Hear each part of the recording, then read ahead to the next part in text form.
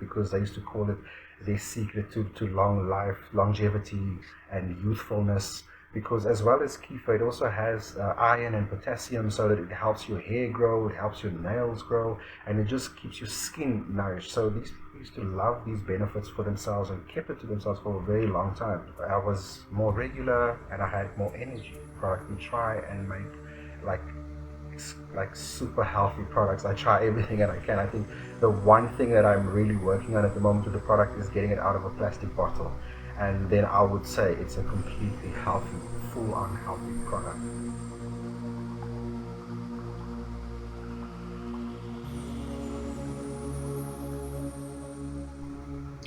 The ancients were very wise about your gut. They knew that the gut was really the source of your health. And they even made fermented products to flush their gut full of good probiotics. Some of these products are known today as kefir. And to talk about kefir, I've got an expert in the field, Mark Lamani from Kefir Life. Welcome to the show, Mark. Thank you so much, Deepak. Thank you so much for having me in your show. It's such a true blessing. So, Mark, tell us how you got into kefir. Brilliant. So how I got into kefir, it was around 2016 when I started my permaculture journey with my wife, and at the time she was struggling with IBS, and she used to go all over to doctors and have all kind of treatments and not know how to heal this. And when I was at a permaculture session, one of the guys was giving out seeds, and someone said, "Hey, I got this last batch of kefir grains. Who wants it?" And I had no idea what it was, but the gentleman next to me, Glenn, was like, "Do you know what that is?" I said, "I want it." I took it from him, and he said, "You know what that is?" And I said, "No," and he told me all about it. Like he was like in like 5 minutes, he gave me a crash course on how to make it. And I went home that day, did a lot of research on kefir, started making it and having it. It was actually the milk kefir. And to me, it had like it resonated with me because it had like this taste of amazi, and I grew up with that taste, so I was able to have it. And when my wife, I gave it to her, and she didn't really like it because of the taste, the tarty, soury taste that it has. And afterwards, I told her, just throw it over your food like you do on the biryani. Put the day on the biryani. So that's how she actually got to have kefir. And I know that a lot of people struggle with the taste. And after a while, she realized that her gut was feeling better. I was more regular and I had more energy. And once I started giving people these grains, seeing the benefit, I started giving it to people until the one lady in our permaculture network, Metal, she said to me, "Bottle it and I'll buy it from you." And from there, that's where we started like really spreading the word and getting out there and making those products for people, because we really saw how it could touch lives, because it touched our lives personally. Wow, and now you make water kefir, right? Because I know your product, I've drank your product, but it's a water kefir that you make. So maybe explain the difference between milk and how you got into the water. And when we spoke to people, a lot of people were talking about being lactose intolerant. And I know one of the benefits of kefir is that, but then you would see that it doesn't work for some people as it does for others. So we realized that, okay, we need to kind of we need to cater for people that are lactose intolerant, and that's when we moved into the water grains. And the water grains also were beneficial to me because I found that we could use them to actually enhance the product. And when it came to with the water, we actually needed to add sugar to it to ferment. And what we done, we went a step further, and instead of using sugar, we used raw cane sugar, which is called jaggery, which is also known as gore. And that itself was like, to me, was an added bonus, because now I could have the health benefits of jaggery within my kefir as well, so that people are having a healthy product. And I think that's the one thing that we pride ourselves in with our product. We try and make like super healthy products. I try everything that I can. I think the one thing that I'm really working on at the moment with the product is getting it out of a plastic bottle, and then I would say it's a completely healthy, full-on healthy product. So what are the difference between the milk and the water kefir? I know you explained the difference of the sugar, etc. But in terms of the probiotics, like the actual bacteria, because that's what you really want in your gut, right? And this kefir, the way you make it, has a lot of good gut bacteria, and that's what we call probiotics. So what difference probiotics is there between the milk kefir and the water kefir? So the quantities of bacteria, and these main bacteria that you'll find will be lactobacilli and bifidobacteria. These are the ones that create, and I mean bacteria itself. Growing up, it's always a word that we have this bad connotation of it. We make it seem like it's a bad thing. So the gut is made of good and bad bacteria, and the good bacteria is really what we need to create a healthy microorganism, which is called the microbiome.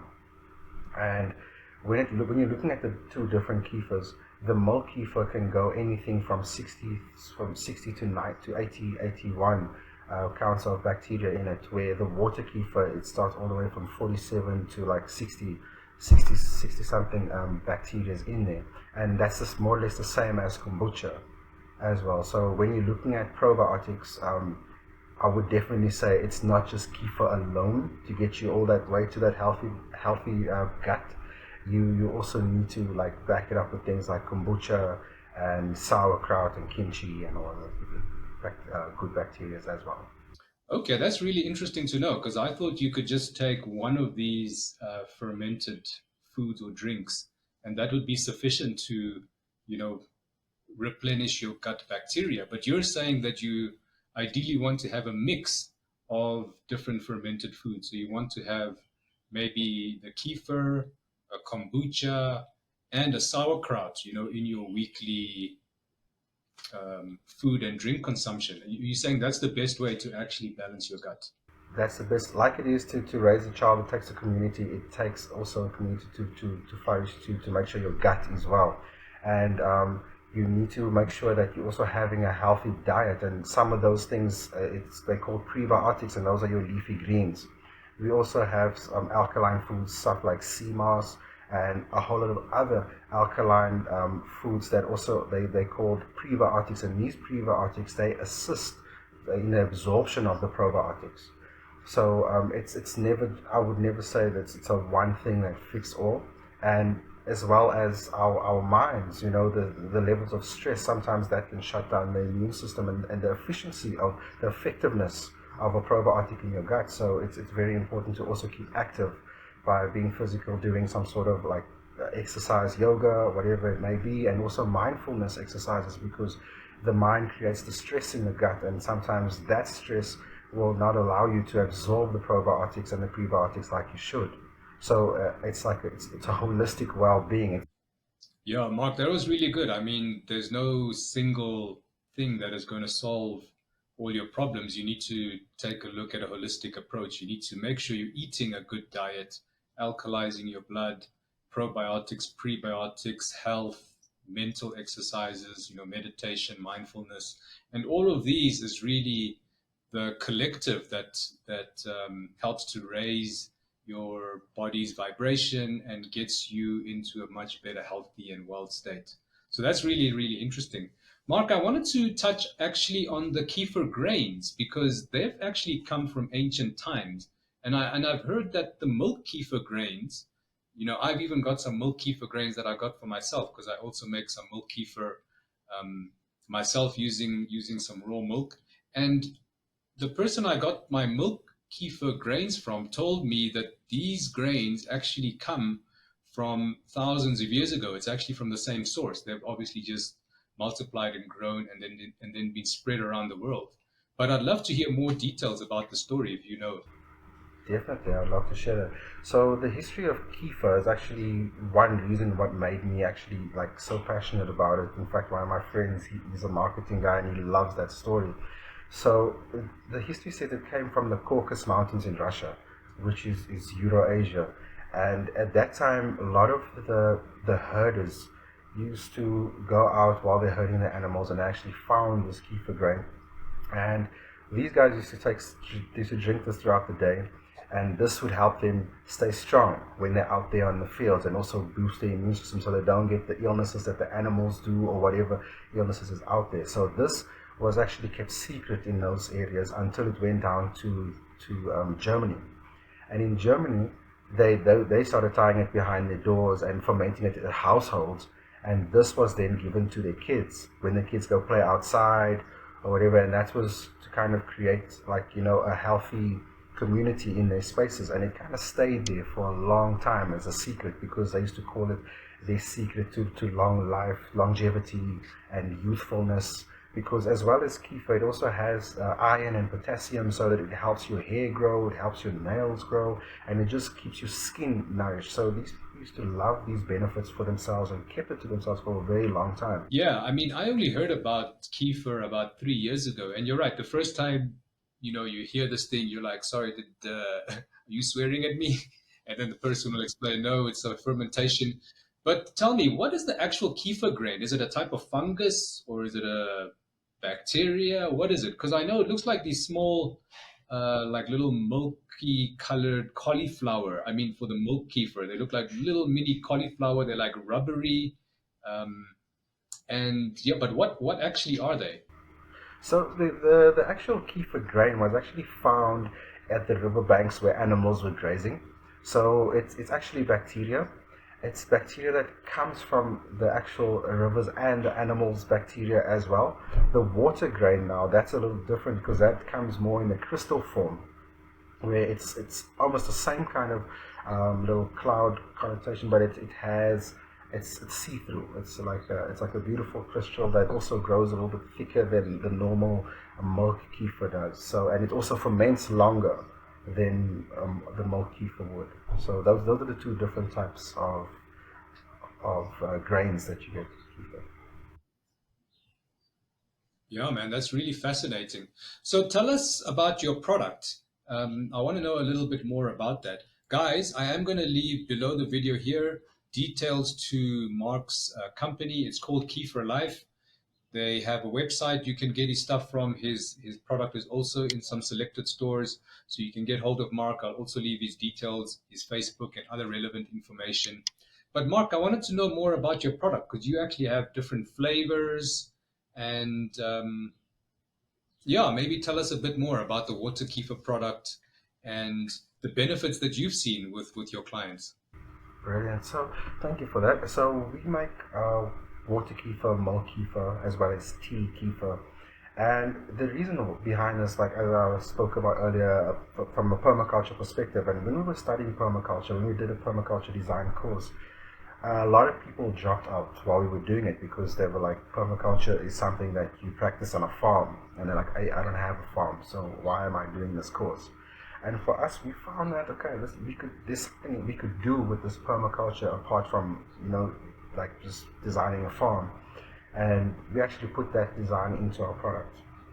So we used our backyards from our parents back then. We were staying with our parents, and we actually designed their backyards, and then we used the produce from their yards to actually start up our business.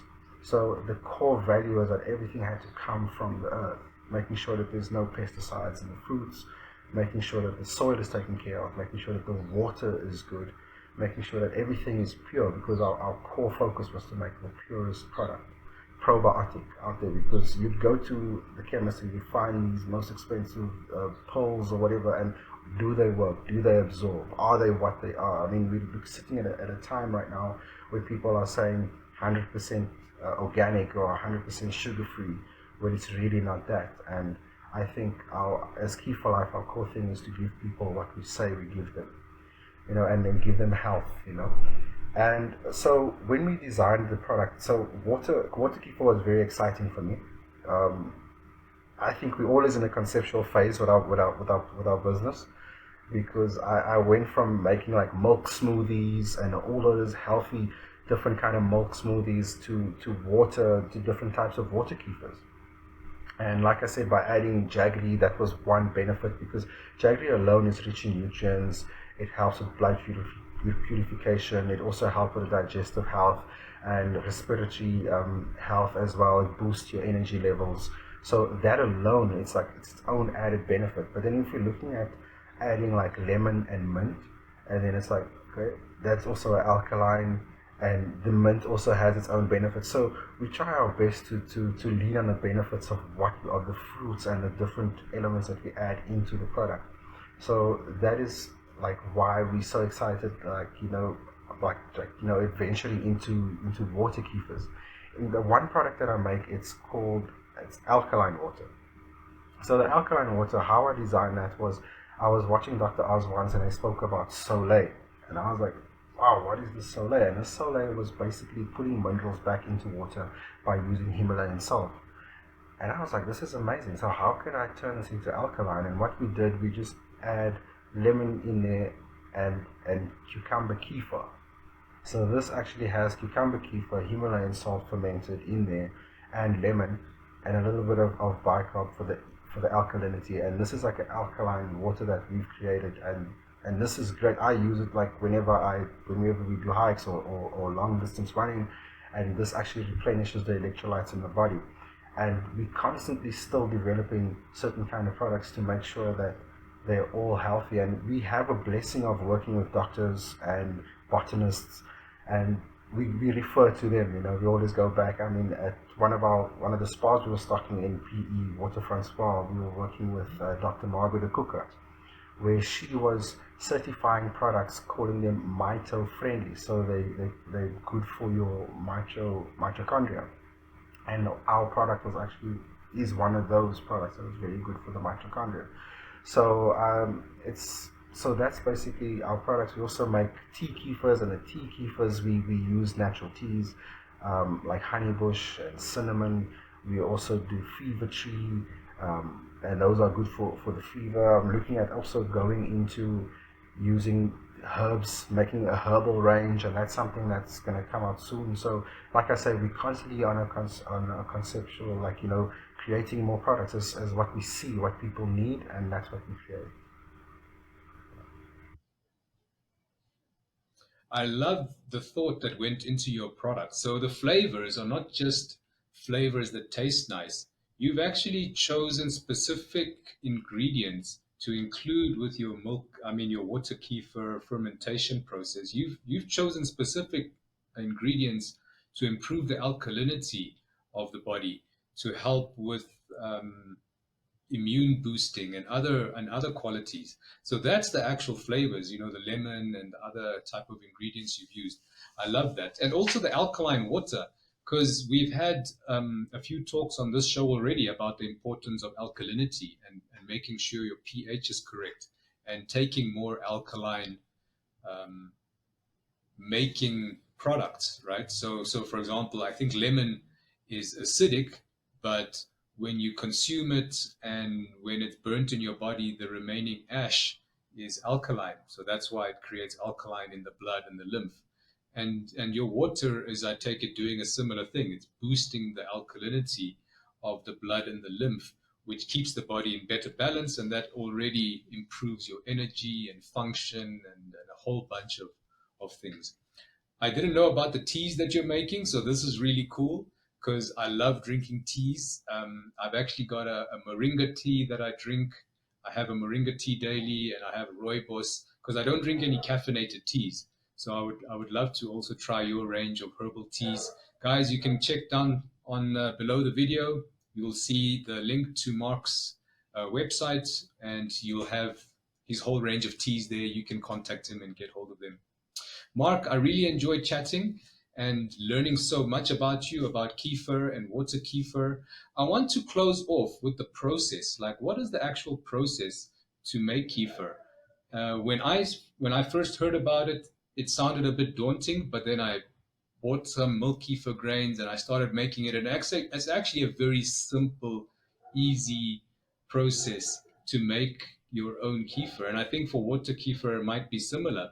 So maybe just for the benefit of our viewers, you can explain the process of making kefir. So with the milk kefir, it's a very simple process where you have your grains and you add milk. Ourselves, we like to use raw milk. A lot of people have their own preservations with milks and all these pasteurized different kind of milk. So I would say try your best to get like a good milk, and you add that milk with your grains, and you just keep it out the fridge. So with kefir, is that whenever you put your kefir grains in a cold space, like let's say you put it in the freezer, you stop the fermentation process. In the fridge, you slow down the fermentation process. Outside of the fridge, you fast track the fermentation process.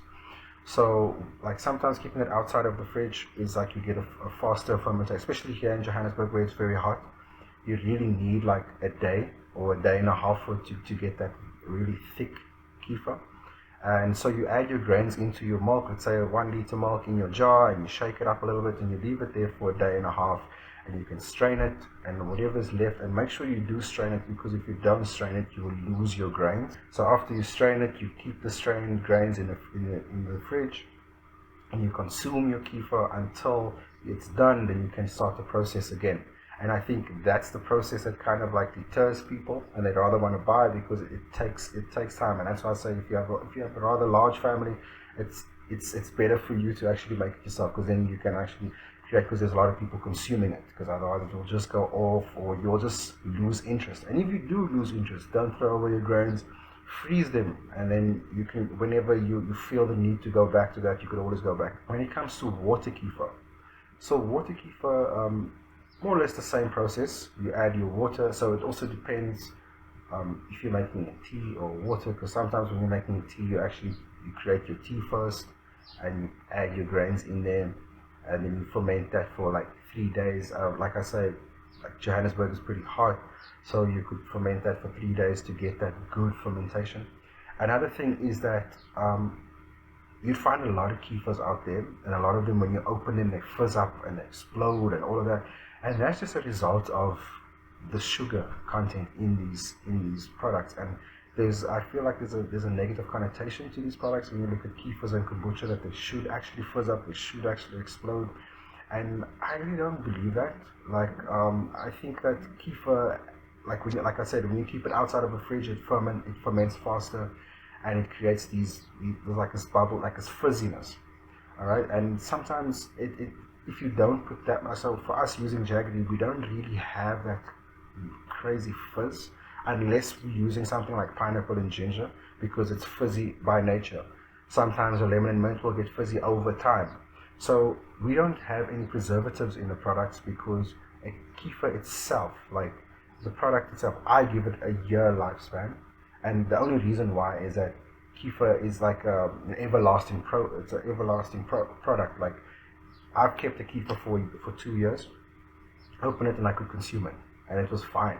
So how kefir goes is that, and everything that I've done with the product, I've tested it on myself, so I make sure that I know exactly how it feels and how it is. And people are different, and we have to understand that our bodies are different, and how it helps you, it won't be the same as how it helps someone else in your family. And I'll go into depth with that later. But where I'm getting to with this is that when you're making the water grains, is that you just add your water, add your grains, add sugar or jaggery. I would actually say avoid using sugar, because I mean it's just like we're trying to get rid of the sugars from the bodies. So even if you do use sugar, use something like brown sugar. Some people use molasses, some people put raisins or dates. I think dates is also a very good one to use, because it also feeds your grains. Leave it there for 3 days or so, and sometimes 2 days, because it's so super hot right now.